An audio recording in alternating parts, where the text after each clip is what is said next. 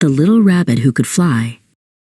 Little Rabbit Lulu, with his long, floppy ears, was having a fun running race with his best friends, the nimble fox Reynard and the mischievous squirrel Chipper.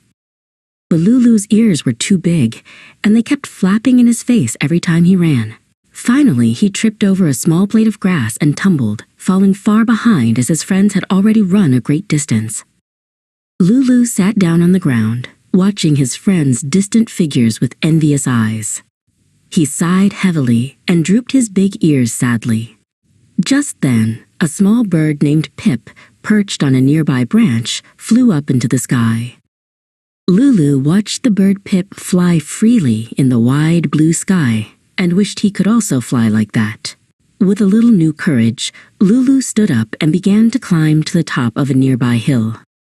As Lulu tried to run down from the top of the hill, a strong gust of wind suddenly blew, making his fur fly.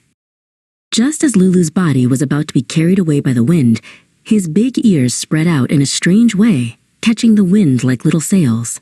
Lulu was surprised and rolled back down to the ground, but his body felt very light.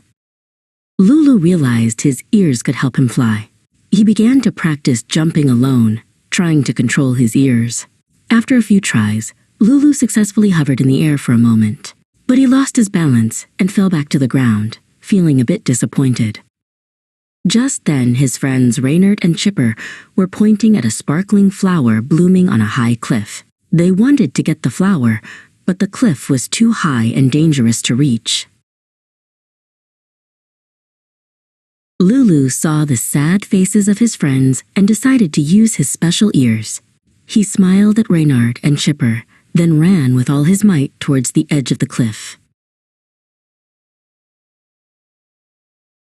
As he jumped off the cliff, a strong gust of wind blew, spreading his big ears out like a bird's wings. Instead of being scared, Lulu felt the thrill of flying in the sky as he slowly glided down gracefully. Lulu landed gently right next to the sparkling flower.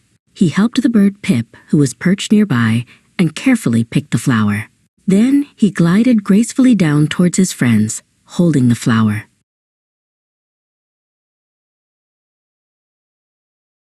Reynard and Chipper cheered in surprise and joy, running to applaud Lulu.